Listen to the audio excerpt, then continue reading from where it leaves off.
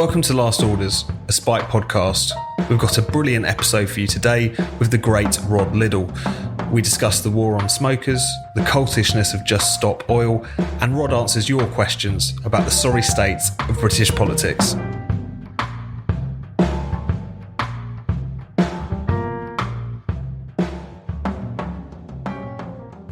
Hello and welcome to Last Orders. I'm Tom Slater, editor of Spiked. I'm joined, as I am in every episode, by Chris Snowdon from the IEA. How are you doing, Chris? I'm all right, thanks. How are you, Tom? You well? I'm very well, thank you very much. Monkeypox all cleared up now? It has, just about. Excellent. But still wearing a mask. Another episode. We're delighted to be joined in this episode by Rod Liddle, journalist and member of the Social Democratic Party. Rod, thanks so much for coming on the show. A privilege and a pleasure to be here, mate. So we've got lots to talk about today. And we might, given this is a nanny state podcast, we should probably talk about the normally anti-nanny state government, which is crumbling before our very eyes.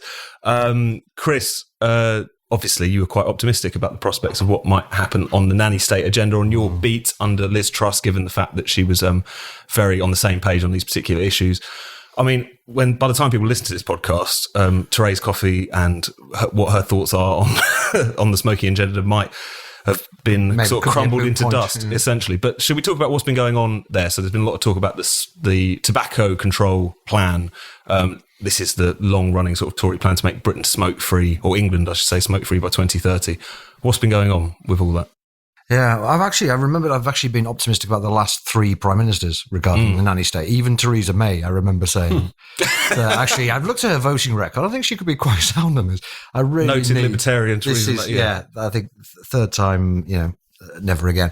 With the smoke-free thing, well, Theresa comes back to Theresa May, funnily enough. Part of her attempt at a legacy was that she was going to have this target that we be smoke-free, which counterintuitively means that less than 5% of the population smoke by 2030. And it was like the net zero thing. It's just like, well, I'll set this target and leave somebody else to work out how to achieve it.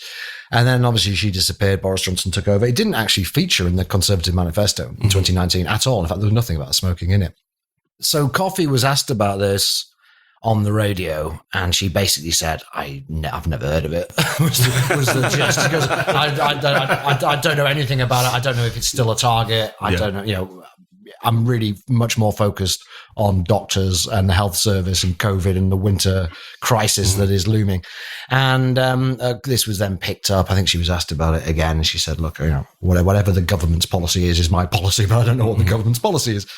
And then it was noted that she'd voted against the ban on smoking in cars with kids. And so the headlines were of the order of, Theresa Coffey wants people to smoke in cars with kids. And she's famously been pictured with a cigar. And of course, this is meant to be a very good look for a health secretary. And it was a bit of a storm in a teacup, really, because she hadn't actually said anything. She just said that she didn't really know anything about this. But it was then rumoured that the government's going to ditch this plan. And maybe it would have done. Who knows? We'll probably never know, will we? Let's face it. But yeah, that was the story. And yeah, for a brief second, it looked as if my optimism might be well placed, because it's the kind of thing that Coffey would ditch. It's the kind of thing that Liz Truss probably would ditch. And I want to be that bothered, apart from the usual anti-smoking agitators. But as you say, we may well be seeing a reversion to previous policy quite soon. And how do you feel about that reversion to previous policy positions, Rod? Because I know the SDP is probably of a more paternalistic bent maybe on these questions than me or Chris might be. So how do you feel about these? I suppose it is paternalistic. Yeah. How do I feel personally? It's irrelevant to me, because I've given up smoking, much as I'm sort of given up 9/10 of my drinking. So we caught you at a great time to talk about. Well, indeed. And it infuriates me, to be honest. I mean, I will never go back to smoking. I mean, I think once you've kicked it, and that's it. It just doesn't figure in my life anymore. But I resent deeply the fact that I was forced to give up smoking. And of course, this was part of the government's plan. The government wanted me to give up smoking, and it did so by charging me a criminal amount of money for my cigarettes. I was paying 800 quid a month for cigarettes, which is a mortgage. And finding it more difficult to find cigarettes, finding it more difficult to buy the sort of brand I wanted, being forced to go outside in railway stations and so on, and in pubs to sort of shelter from the howling wind in some doorway to have a tab. It had just become an impossible way to live one's life, especially if you smoke the number of cigarettes, which I did. So, in a sense, they won. I mean, not in a sense, they won. This nanny state policy, which was also full of lies. I'm sorry to say it. I don't doubt, just in case it's a thoracic surgeon listening, I don't doubt that smoking is very bad for your health. And there are certain ways in which my health has improved since I gave up smoking, and certain ways in which it hasn't as well. But it is that terrible thing when science becomes conflated with ideology. And where expertise is cherry-picked in order to support this fascistic line that we must get rid of smokers.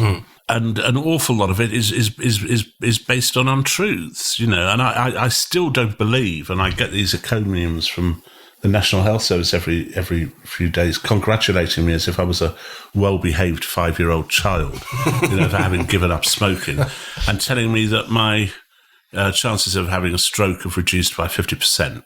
I don't believe you. I do not believe you. Just overnight. Overnight. I just don't believe it.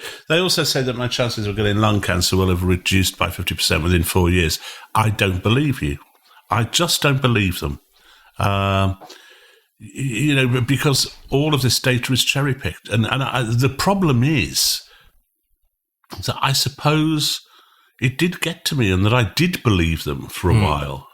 Which is why I gave up smoking. It was in there with the inconvenience of smoking and the cost of smoking was that thing, God, well, you're bound to die. So immediately I gave up smoking. I thought, well, I must live forever now. I did have that feeling that this one thing which every doctor tells you, that's the thing that's going to kill you. Well, I'm not going to die then. That must be it. I read in your Spectator piece that you almost immediately got COVID, which I found quite interesting. No, it is interesting, and I don't think there's any coincidence. Do you know about all the evidence? Yeah, I know all the evidence of smoking and COVID, which was deliberately,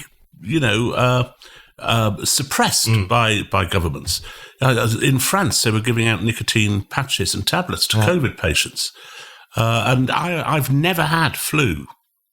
And so I'm waiting for flu this Christmas because I suspect that smoking probably prevents some of these illnesses. Just as, you never hear that smoking's also beneficial if you have Parkinson's disease, for example. No, you can't talk about these things. You can't talk about these things. And so my annoyance is that I feel a lesser man for having given in to these fuckers, for a start. And for succumbing to a propaganda which I deeply mistrust, though I am financially a lot better off for it as a consequence. I mean, also your piece and your own experience sort of gives the lie to one of the things that underpins so much of this propaganda, which is addiction as well. This idea that it's not just smoking, but people talk about it in relation to food and all sorts of other things. Yeah. That it's just impossible to kick. They're already weak-willed, and you just stop like that, as many people. I think it's another big lie, and I think it's true of alcohol, and I think it's true of smoking, and I think it's a lie. It's a lie about how difficult it is. It was no difficult for me whatsoever to give up smoking, just none. And I'm not the most strong-willed person in the world by a long margin. Indeed, one of the reasons I never took many drugs as a kid was that I was always worried that I was very weak-willed and would succumb to drug addiction. So I stayed away from them. But drinking, absolutely no difficulty whatsoever. Nil, zero. No fucking 12 steps. It was one step. I'm not drinking. And again, I'm not terribly strong-willed. I'm suggestible, gullible, many, many bad things. And of course, there's a vast industry. I mean, there's two things. Firstly, there's a vast industry which is built up around dealing with people who wish to give up. This kind of these counselling, the counselling industry, and the industry of people who wish to assuage your addictions. And secondly, in order to demonise these products, they overstate the the addictive powers of both alcohol and smoking. I gave up smoking and I had a pack of 20. There were about 15 left, open in front of me on the kitchen table every day. There's absolutely no problem whatsoever giving up smoking. There was a bit of a pang on the first night. I thought, I could do with a fag. And then I thought, no, you used to smoke, you don't anymore. It's over. And once the second day was out of the way, it was just plain sailing. I didn't even think about it. It's incredible.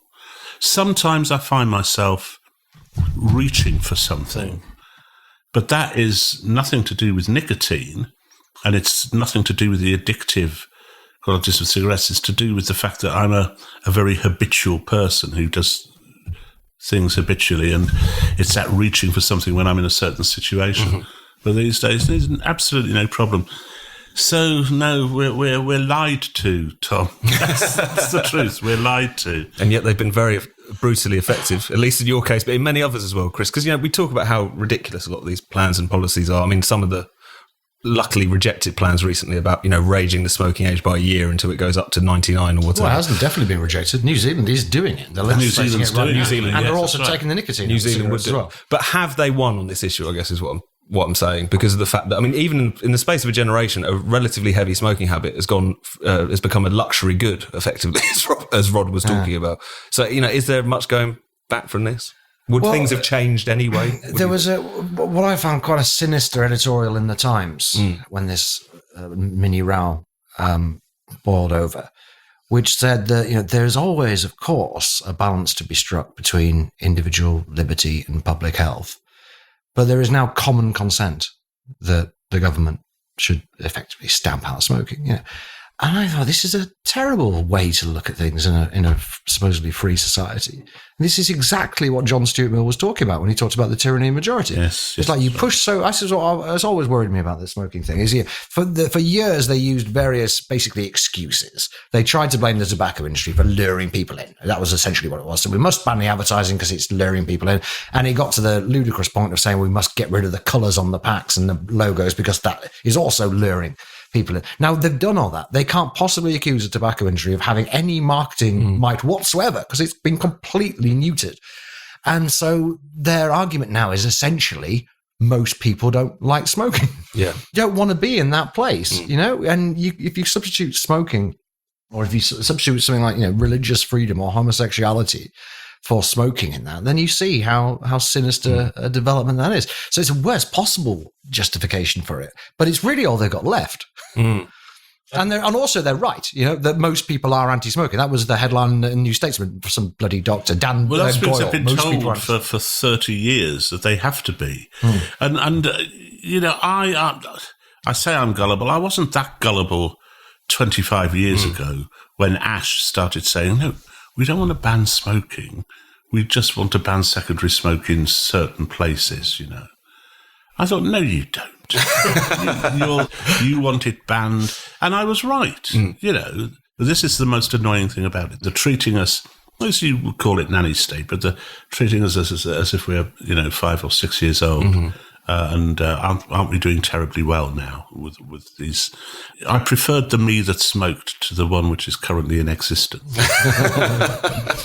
And so, having given up smoking, you're giving a rousing appeal to listeners to do likewise. Yes, that's right. Yeah. That's how you can trust it. This is the important thing. But also the figure of the smoker has been so demonised kind of culturally. I mean, there's always these kind of guidelines that you see slip out about not, just not being able to depict it on television, almost more so than any other vice. It does, which...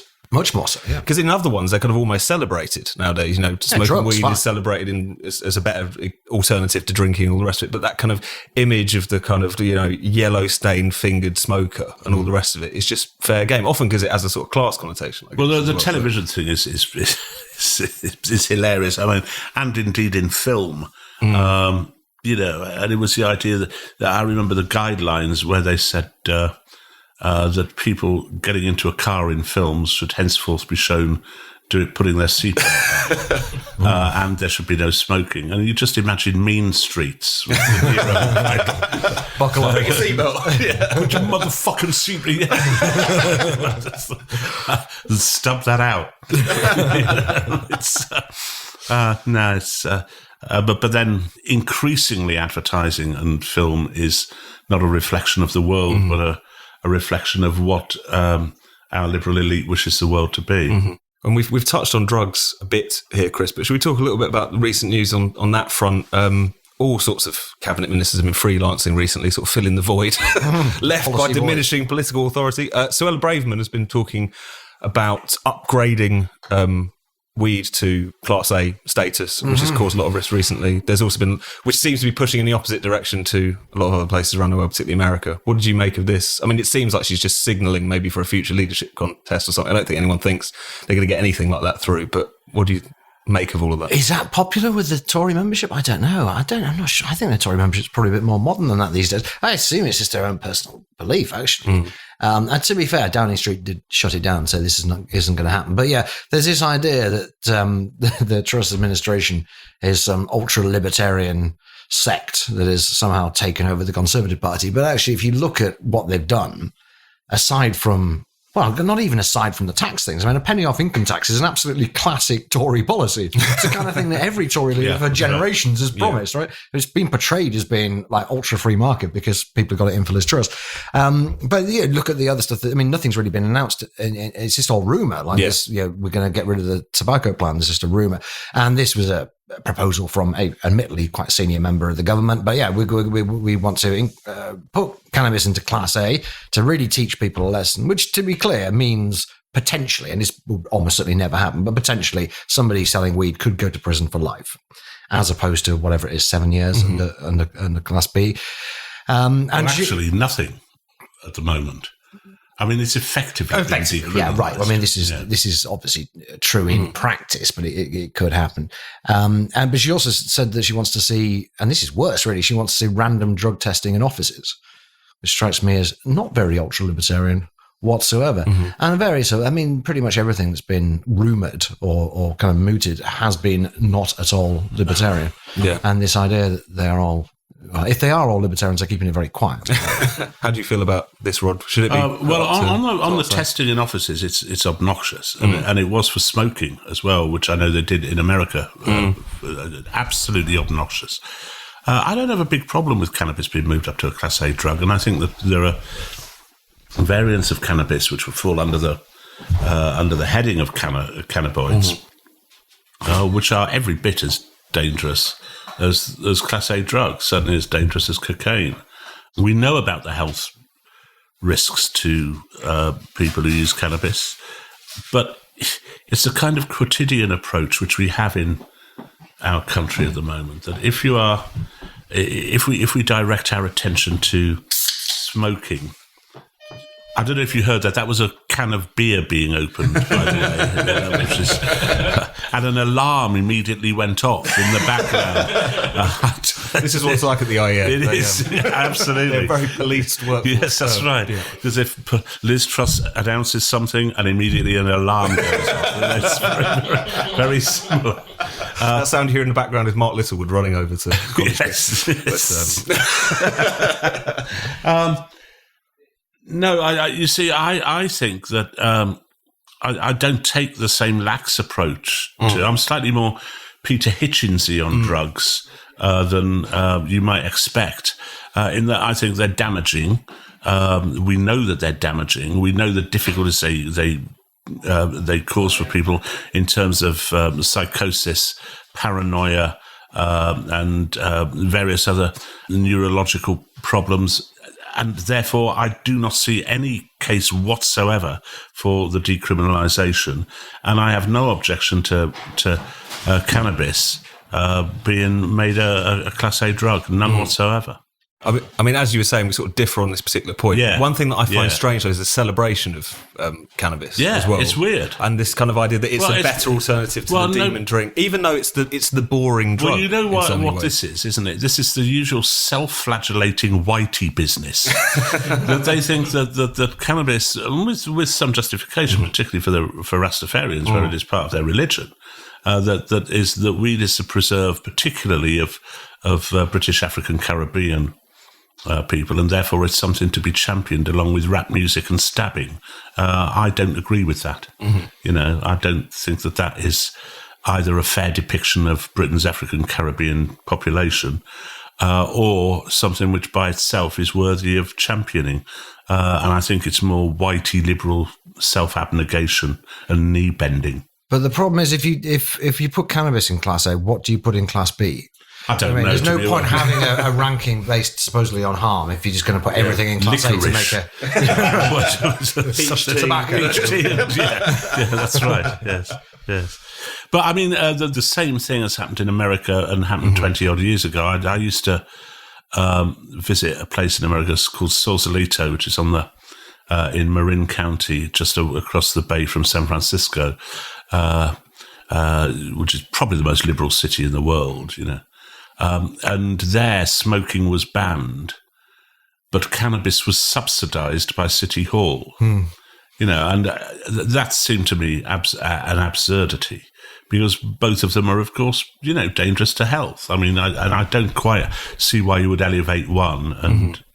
And of course, it's all tied up with the Liberals' loathing of big business. Yeah.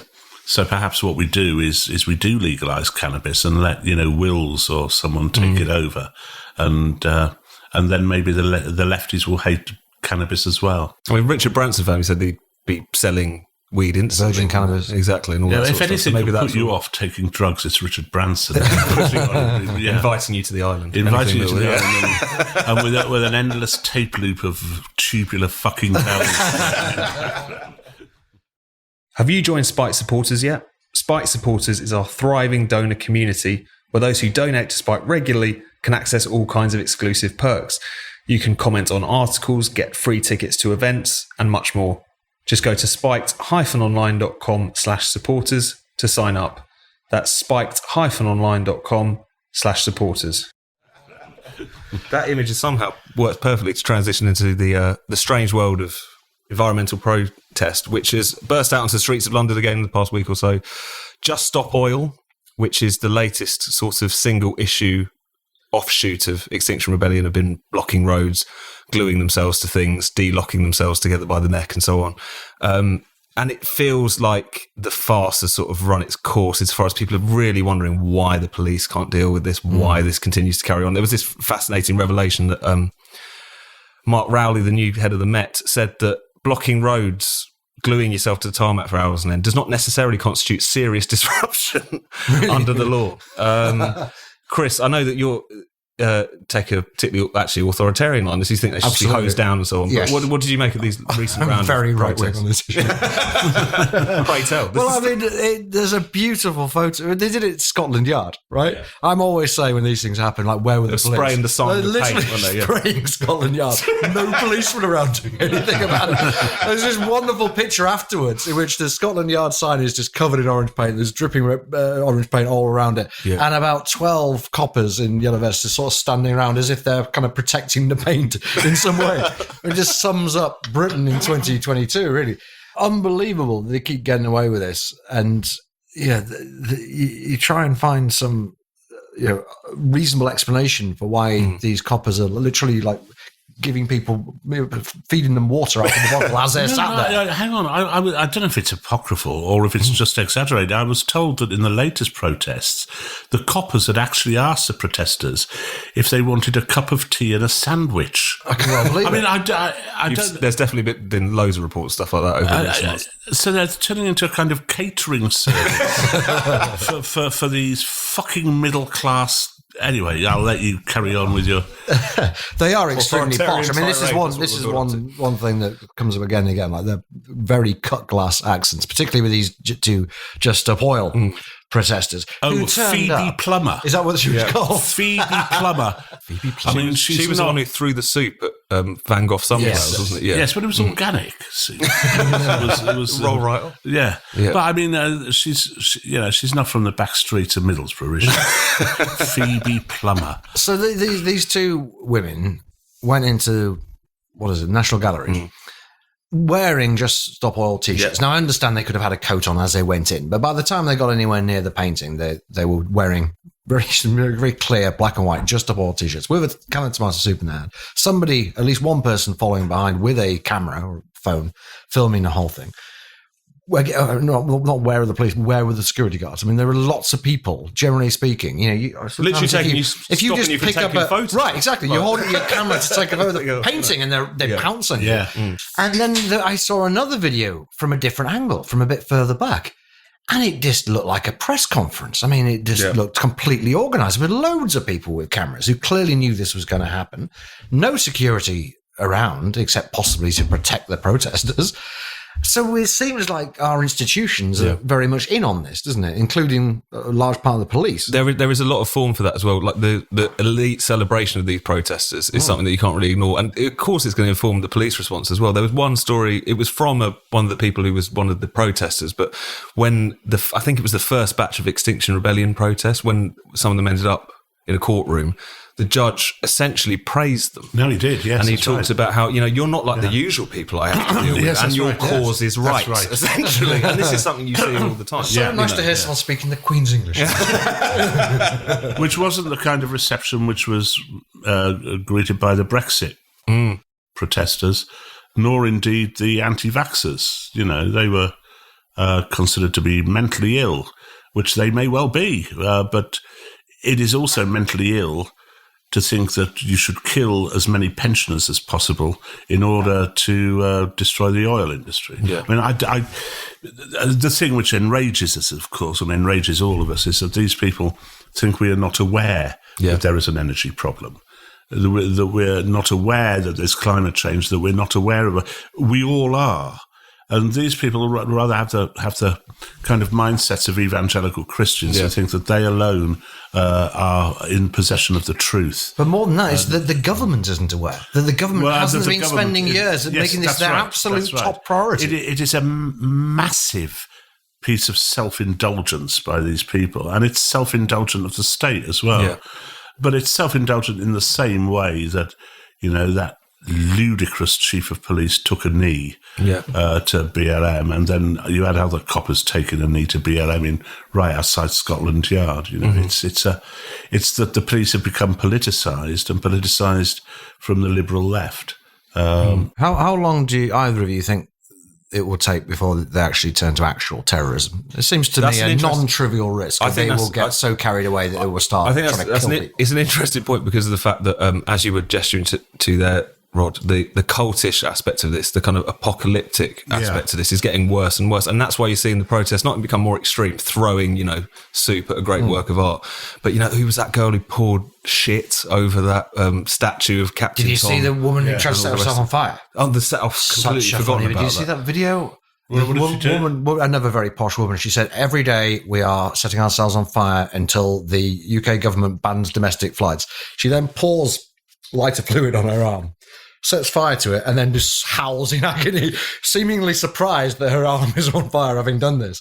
It's a very, very funny video. It's all going down. It's going down a very creepy. The writer Clive Martin described it as environmentalism's helter-skelter period, and I think that's not over. They the do top. Believe it, right? I mean, the part of it is obviously just attention seeking. But wasn't she using a kind of carbon-based fuel in order to set herself alight? Yes, and the paintings are oil paintings. Yes, no, exactly. You've got to stop that. But I've always sort of resisted the idea that these people are sort of like eco-terrorists or something. I think that implies a level of fearsomeness and physical courage of which they're not actually possessing. Well, I think courageous. The guy who put himself on the goal at Everton was pretty courageous. You don't upset. He actually did get some jail time. Where was that? To see. Everton. Everton. He used to grotted himself to the goalpost. Yeah, it might have helped Everton a bit, mightn't it?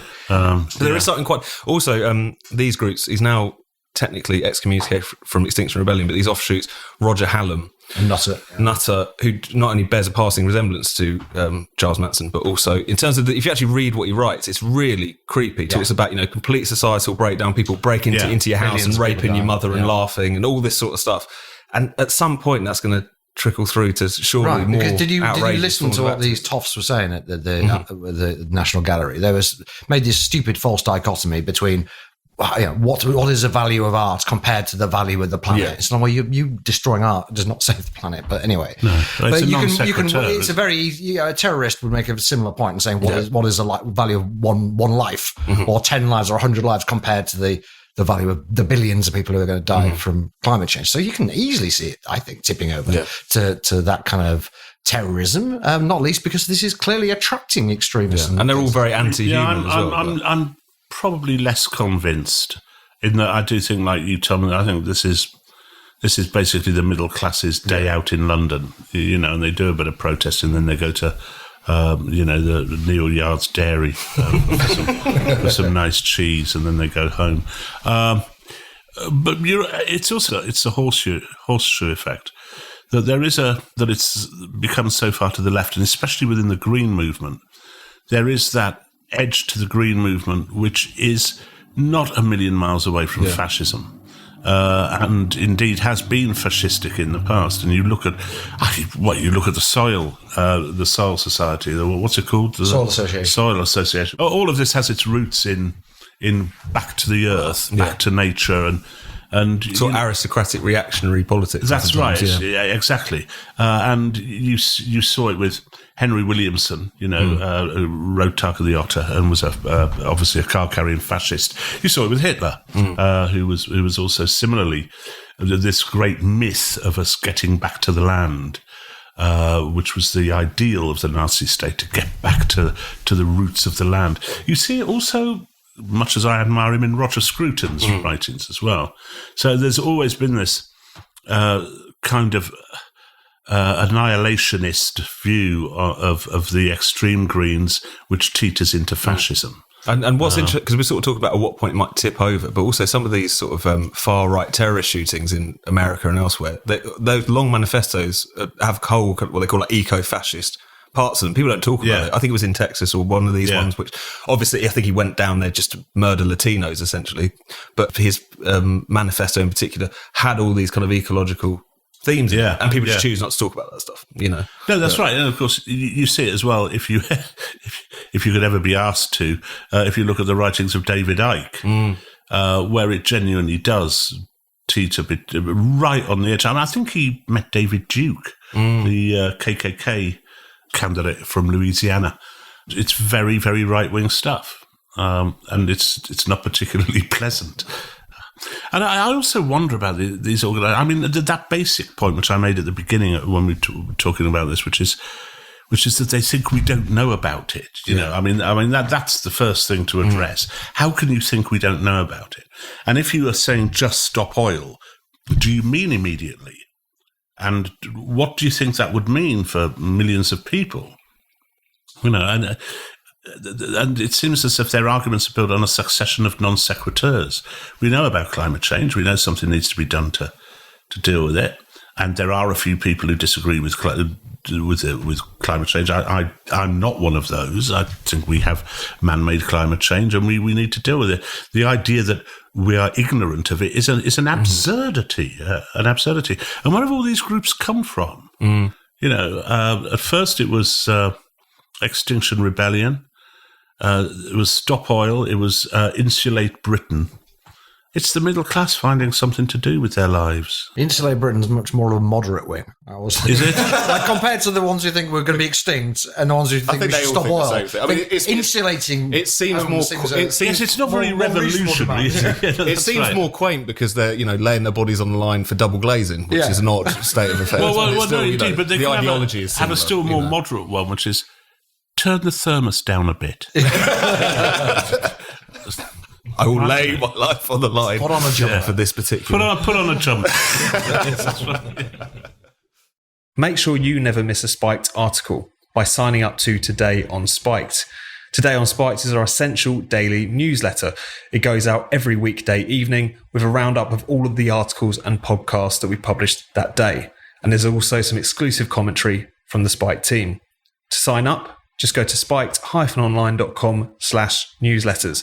That's spiked-online.com/newsletters. We haven't got much time left, but we should get to the postbag section. Postbag.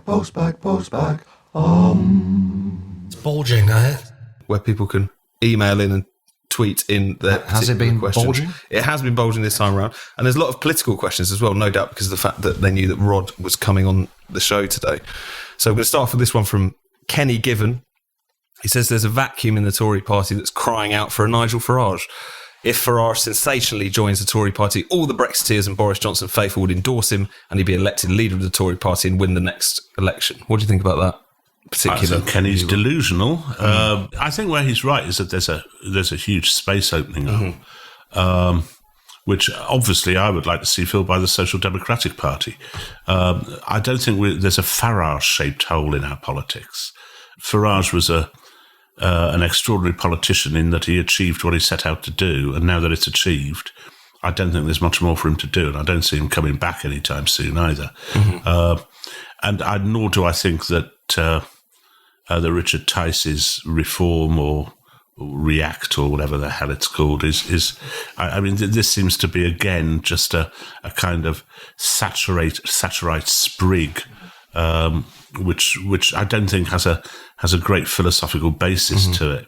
I think that, and I've thought this for years. I thought it when I was in the Labour Party that by and large the British people tend to want a government which is kind of economically leftish, social market, a bit of a role for the state, but not on the level that John McDonnell would suggest, but is very conservative on social issues.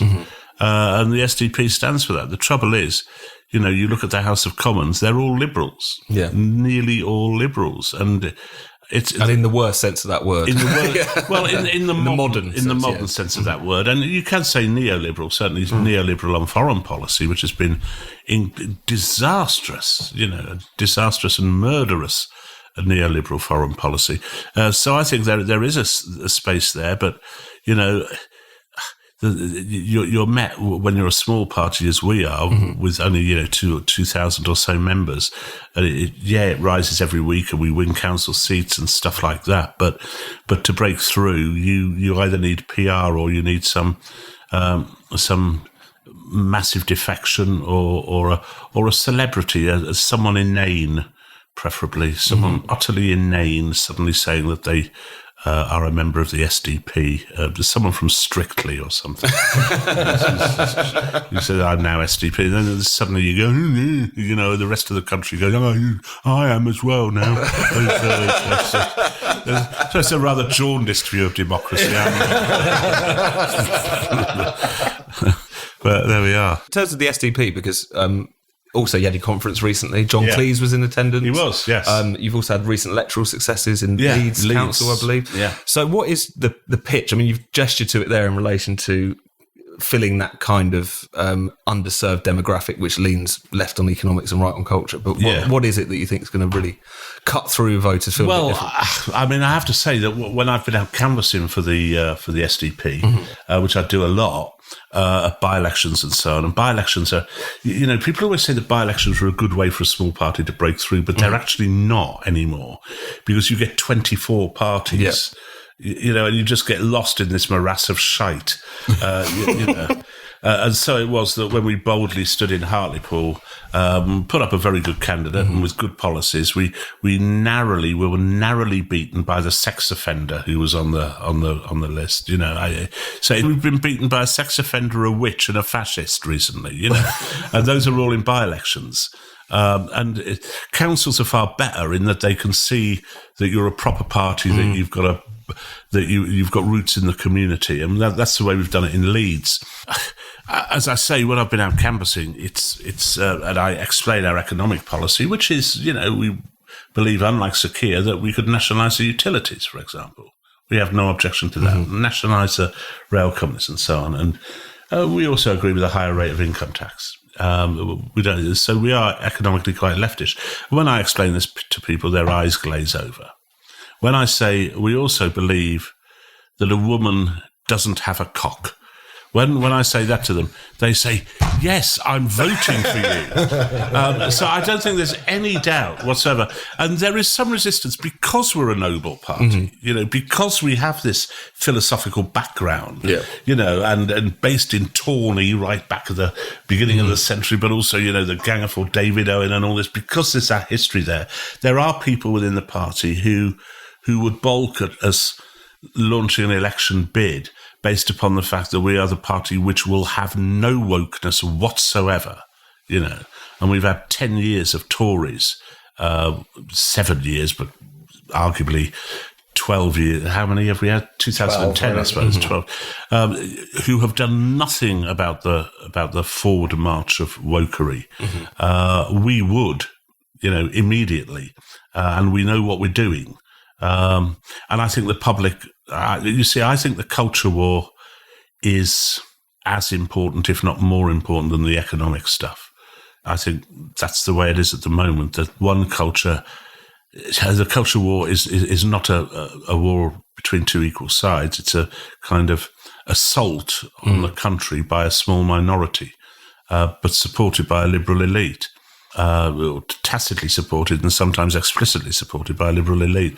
And I think that is what the British people really, really don't like at all. We had one question which was about the Labour Party as well, which I think is worth talking about and asking you about because of the fact that Keir Starmer has, particularly with his last conference, standing in front of the Union flag, singing the national anthem and so on. There has been this sort of sense that he's found some sort of relatively comfortable position with those questions of nation identity and whatever. Personally, it feels like a bit of a triangulation between sort of New Labour and Blue Labour, and I think I know which one's going to win out in the end. But how do you feel about where he is? I mean, I think Keir Starmer has been underestimated, and I think he's done an incredibly good job with the Labour Party. Almost to the degree that I would vote for them if there was no SDP candidate around. I think he's done a good job. That being said, I think he is absolutely hamstrung by his party in that he cannot. I do not believe for a minute that Sir Keir Starmer doesn't know what a woman is. I think Sir Keir Starmer could define a woman to you if you got him down in the pub with a curry, as he had, and a glass of beer. He would be able to tell you, yes, they don't have penises, Rod. You're quite right. I'm sure he would. I don't think he's in any doubt. Just as I suspect was deeply uncomfortable when he took the knee. Though I think that's less obvious than the stuff on transgenderism. But he is hamstrung by a party which is no longer a party of the working class. It's a party of affluence, a party of considerable affluence, metropolitan affluence.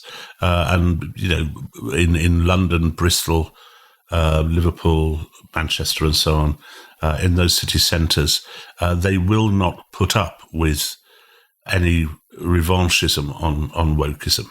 And I think, I mean, in a way, Starmer's right to have stood in front of the flag and sung the national anthem, because the one thing which you did get through at the 2019 election, when I was on the doorstep, finding out what people thought, was they abhorred Jeremy Corbyn's lack of patriotism and his apparent support for any organisation or country which was opposed to our own. So the patriotism is one of the keys of that, but it's only part of it. And I don't think he can do anything about the rest of it. And seems to have made no attempt to, and he will continually be hamstrung by it. I don't think he can ever get away from that. I think he's caught. He does seem to be a man who stands for nothing, but he knows which way the wind is blowing. Is that fair enough? I don't know that he does stand for nothing. I think that's put to him because we had an overly ideological previous leader of the Labour Party. He's tilted it back to an approximation of Blairism. I don't see much Blue Labour in there at all. The nod to patriotism, I suppose, is one bit of it. But no, I think he's kind of Blairite, which is an improvement on Corbyn, I suppose. Though I also, would argue that actually some of the economic policies put forward by John McDonnell during the last election were actually quite popular with the Red Wall voters. Definitely. And that he's lost some of that radicalism, which might pull people over as well. I don't mind Keir. I suppose it's because I'm, in a milieu where everyone fucking hates him. The contrarian in you. Well, it is part of the... But also, you know, my wife, who cannot abide the Labour Party, just rails about Keir Starmer. I don't quite see it. I think he's done an incredibly good job, very cleverly, in 2 years, you know. Mm-hmm. If only the Tories had someone like that. You know? Of which they have no one. They have no one. They are fucked, aren't they? I'm not a political analyst, but it's not looking good, is it? It's very safe. When Jeremy Hunt is essentially the Prime Minister of the country, you know something's gone horribly. Yes. Well, we of course want Jeremy Hunt there, and better still, if we can give Penny Mordaunt an important role, because that will just finish the party off completely. She's not a Conservative. You know, I think she's one of the worst people in politics, and the more publicity, the more her face is the face of the Conservative Party, the more votes we will get. And on that note, Rod, thank you so much for joining us. Cheers.